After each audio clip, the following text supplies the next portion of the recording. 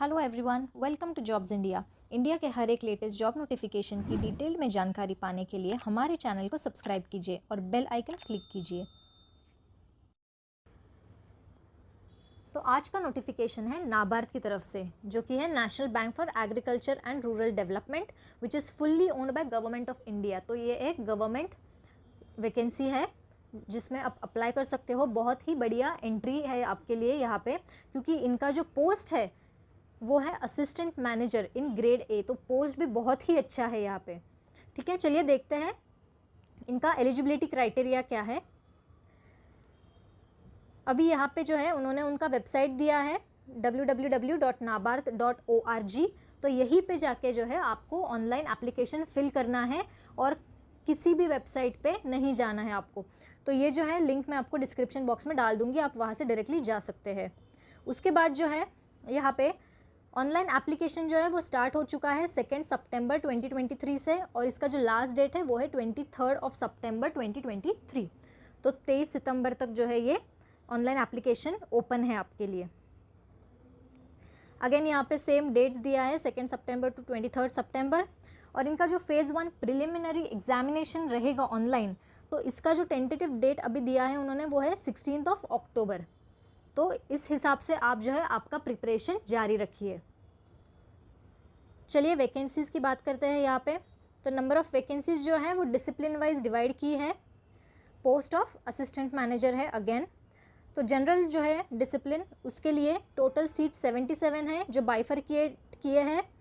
General में 31 seats है, SC में 11 सीट्स है, एसटी में 9 है, ओबीसी में 18 सीट्स है और ईडब्ल्यूएस में 8 सीट्स है।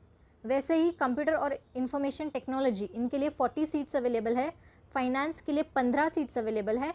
कंपनी सेक्रेटरी के लिए 3 सीट्स है। सिविल इंजीनियरिंग के लिए 3 सीट्स है। इलेक्ट्रिकल इंजीनियरिंग के लिए 3 सीट्स है।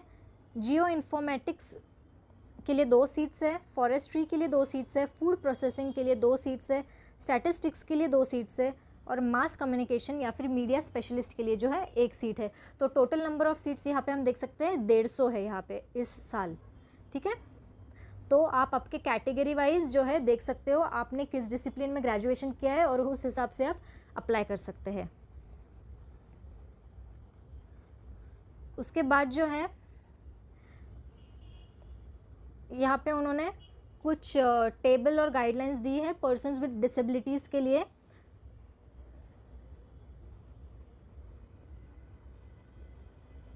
आगे हम पढ़ते हैं एलिजिबिलिटी क्राइटेरिया के बारे में। तो यहाँ उन्होंने मेंशन किया है कि candidate can apply for assistant manager from among the options given in table 1 only 1 option. यानी कि आप उन जो डिसिप्लिन्स दिए हैं उनमें से किसी एक ही डिसिप्लिन को आप अप्लाई कर सकते हैं। अगर आपने 2 डिसिप्लिन्स को अप्लाई किया तो आपका जो लास्ट एप्लीकेशन आपने जो फिल किया है उस एप्लीकेशन को ही कंसिडर किया जाएगा। तो किसी भी हालत में आपको बस एक ही पोस्ट को अप्लाई करना है जो आपके रेलेवेंट हो। ठीक है, यहाँ पे उन्होंने दिया है candidate must possess the required educational qualification age on 1 September. यानी आपका जो रिक्वायर्ड क्वालिफिकेशन है जो हम अभी देखेंगे उसका जो है कंप्लीशन आपका 1 सितंबर से पहले हो जाना चाहिए। ठीक है, तो यहाँ पे देखते हैं अभी हम assistant manager in grade A. ठीक है, उनके लिए क्या क्वालिफिकेशंस है। अगर आपका जनरल है डिसिप्लिन तो उसके लिए उन्हें चाहिए bachelor's degree from a recognised university और इंस्टीट्यूशन विद मिनिमम 60% मार्क्स, और SC ST PWD के कैंडिडेट्स के लिए 55% मार्क्स यहाँ पे कंपलसरी है। या फिर पोस्ट ग्रेजुएशन अगर आपका हुआ है डिग्री MBA PGDM हुआ है तो उनको 55% मिनिमम मार्क्स चाहिए, और SC ST PWD के कैंडिडेट्स के लिए 50% मार्क्स यहाँ पे ज़रूरी है। और CA CS ICWA और PhD from institutions recognised by GOI और UGC। तो ये यहाँ पे एजुकेशनल क्वालिफिकेशन उन्हें ज़रूरी है। इन शॉर्ट उनको चाहिए graduation bachelors degree with 60% minimum marks, और अगर आपका पोस्ट ग्रेजुएशन है तो उसमें मिनिमम 55% मार्क्स होना चाहिए। कंप्यूटर और इंफॉर्मेशन टेक्नोलॉजी के लिए same bachelors degree computer science में चाहिए, या फिर कंप्यूटर टेक्नोलॉजी में, या फिर कंप्यूटर एप्लीकेशंस में, या फिर इंफॉर्मेशन टेक्नोलॉजी में। Again minimum 60%।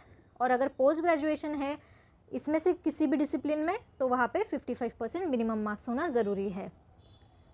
फाइनेंस की अगर बात करते हैं तो BBA फाइनेंस बैंकिंग या फिर BMS विथ 60% मार्क्स अगेन, या फिर 2 साल का आपका फुल टाइम PG डिप्लोमा अगर होगा मैनेजमेंट फाइनेंस में, या फिर आपका फुल टाइम MBA होगा फाइनेंस में, या फिर MMS फाइनेंस में होगा विथ 55% मार्क्स मिनिमम, तो भी यहाँ पे आप क्वालिफाई कर सकते हो।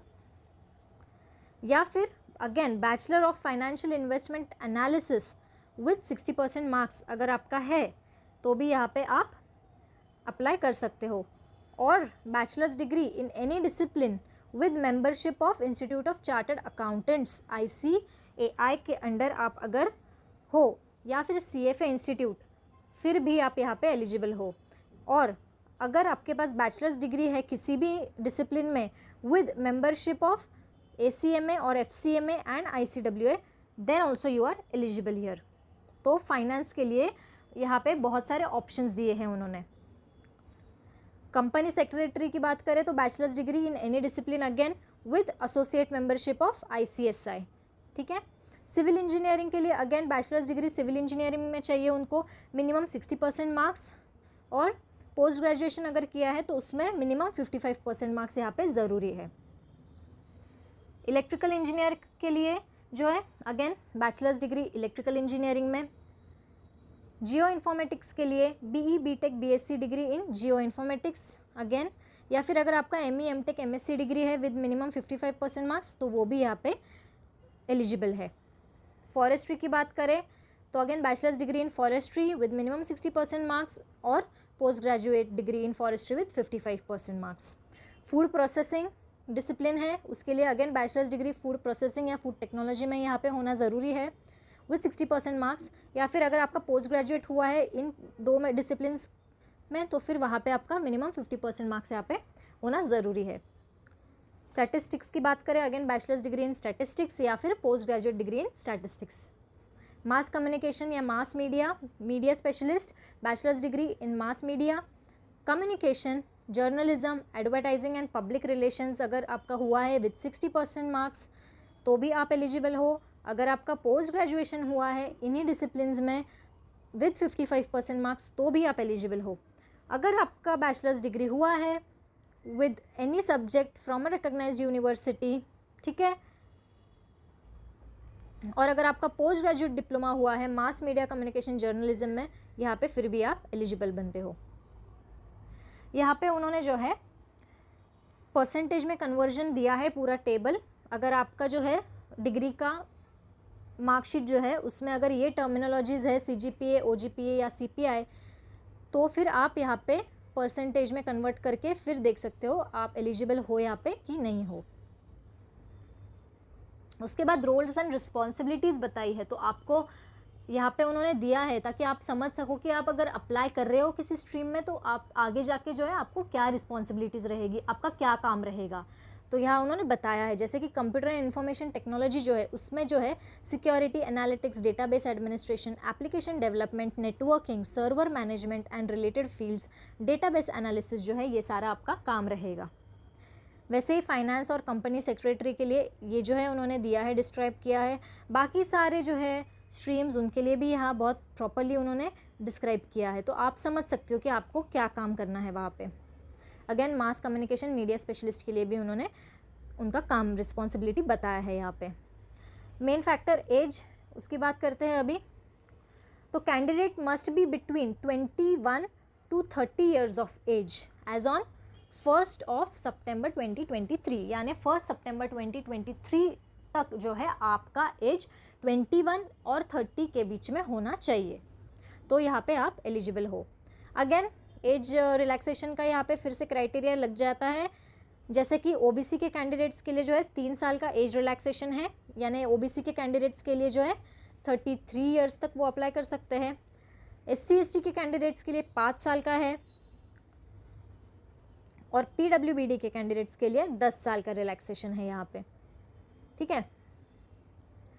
सिलेक्शन प्रोसीजर की अगर बात करें तो 3 फेज़ में जो है एग्ज़ाम होने वाला है। पहला जो एग्ज़ाम है वो प्रिलिमिनरी एग्जामिनेशन होगा, जिसके 8 सब्जेक्ट्स रहेंगे। Test of reasoning, English language, computer knowledge, quantitative aptitude, decision making, general awareness, eco and social issues, agriculture and rural development with emphasis on rural India. तो ये सारे जो है टेस्ट रहेंगे। इनमें से जो है ये ऊपर के जो 5 टेस्ट है तो ये जो है वो क्वालिफाइंग इन नेचर रहेंगे। Test of reasoning, English, computer knowledge, quantitative और डिसीजन मेकिंग, तो ये क्वालिफाइंग इन नेचर रहेंगे, यानी इनके जो है सेक्शन वाइज कट ऑफ रहेंगे जो आपको क्वालिफाई करने हैं। वो क्वालिफाई करने के बाद ही जो है आपका ये 3 जो टेस्ट रहेगा इनका स्कोर कंसिडर होगा। ठीक है, अगर ये 5 ऊपर के एग्ज़ाम आप क्वालिफाई करते हैं तो ये नीचे के 3 एग्ज़ाम्स का स्कोर आपका कंसिडर होगा और उस स्कोर के बेसिस पे जो है आपका मेंस में एंट्री मिलेगी आपको। समझ गया? तो जो ये general awareness, economical and social issues और ये एग्रीकल्चर एंड रूरल डेवलपमेंट का जो पेपर रहेगा वो आपका मेरिट का पेपर रहेगा। ऊपर के एग्ज़ाम क्वालिफाई करने के बाद नीचे का जो है मेरिट बेसिस पे आपका मेंस में नंबर लगेगा। नंबर ऑफ क्वेश्चंस 200 है, मैक्सिमम मार्क्स भी 200 है यहाँ पे।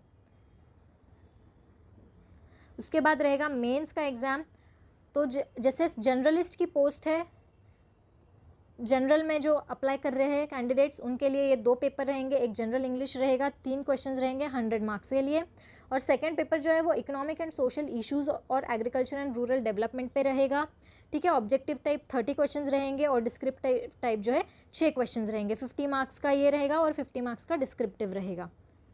ओके, और जो स्पेशलिस्ट की पोस्ट है, यानी अगर आप किसी स्पेसिफिक स्ट्रीम से अप्लाई कर रहे हो, यानी फाइनेंस हो गया या कंपनी सेक्रेटरी हो गया, तो उनके लिए जो है पहला पेपर जनरल इंग्लिश ही रहेगा, नंबर ऑफ़ क्वेश्चंस 3 ही रहेंगे और मार्क्स 100 रहेंगे।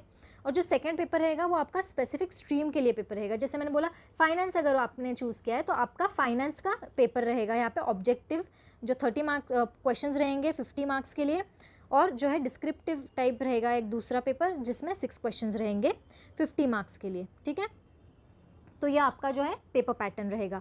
और अगर जब आप मेंस का एग्ज़ाम पास करते हो तो रहेगा आपका इंटरव्यू। ठीक है, 50 मार्क्स का।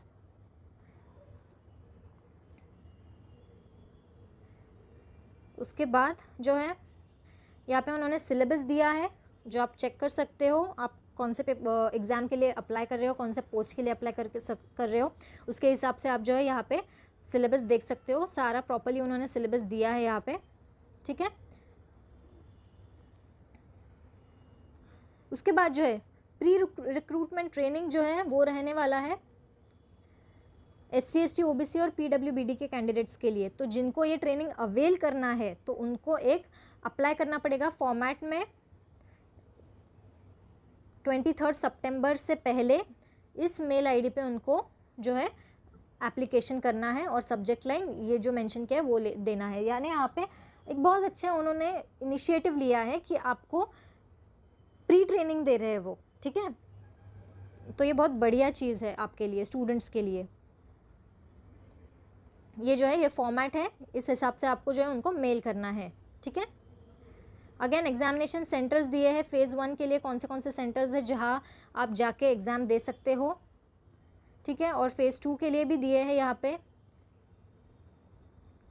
उसके बाद एप्लीकेशन फ़ीस की बात करें तो यहाँ पे SC ST PWD के कैंडिडेट्स के लिए जो है एप्लीकेशन फ़ीस 0 है और इंटीमेशन चार्जेस जो है वो 150 रुपीज़ है, और बाकी सारे कैंडिडेट्स के लिए 650 जो है एप्लीकेशन फ़ीस और 150 जो है इंटीमेशन चार्जेस, यानी टोटल फ़ीस है 800 रुपये। ठीक है, अभी एमोल्यूमेंट्स की बात करते हैं, पे की बात करते हैं।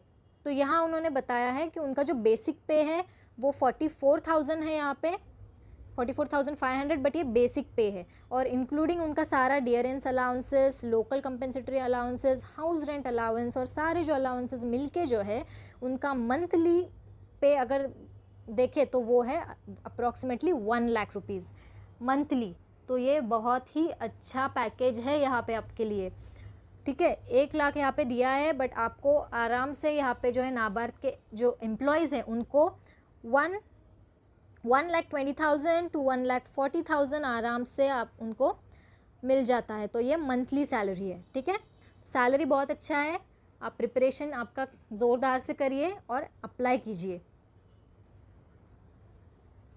उसके बाद यहाँ पे उन्होंने एप्लीकेशन फॉर्म कैसे फिल करना है प्रोसीजर वाइज बताया है प्रॉपरली। ठीक है, एप्लीकेशन प्रोसीजर दिया है, उनका वेबसाइट है यहाँ पे जो मैं डिस्क्रिप्शन में डाल दूँगी। पेमेंट ऑफ फीस जो है ऑनलाइन है, एप्लीकेशन फॉर्म पूरा ऑनलाइन फिल करना है, ऑफलाइन कुछ भी नहीं है यहाँ पे। ओके, तो ये गाइडलाइंस दी है, उसके बाद जनरल इंस्ट्रक्शंस दिए हैं।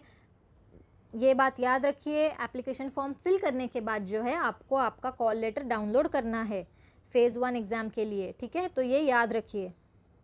उसके बाद रिपोर्टिंग टाइम जो है वो आपके कॉल लेटर में बताया जाएगा, तो कॉल लेटर डाउनलोड करना ना भूलिए, ठीक है। तो ये जो है ये सारा जनरल इंस्ट्रक्शन दिया है उन्होंने सबके लिए।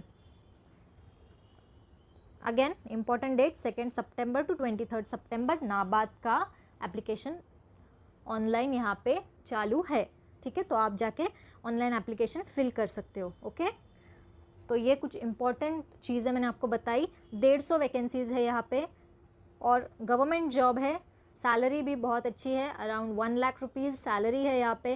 पोस्ट भी बहुत बढ़िया है, असिस्टेंट मैनेजर की पोस्ट है, एक गवर्नमेंट जॉब में आपको ग्रेड A की पोस्ट मिल रही है, बहुत ही बढ़िया चीज़ है यहाँ पे। तो आप ज़रूर, अगर आप फिट हो रहे हो तो आप ज़रूर यहाँ पे जाके देखिए नोटिफिकेशन और अप्लाई कीजिए, ठीक है। चलो, ऑल द बेस्ट। अगर आपको हमारा ये वीडियो अच्छा लगा हो तो इसे लाइक कीजिए, सब्सक्राइब कीजिए और आपके दोस्तों के साथ शेयर कीजिए ताकि उन्हें भी ये जॉब्स के बारे में जानकारी मिल सके। Thank you.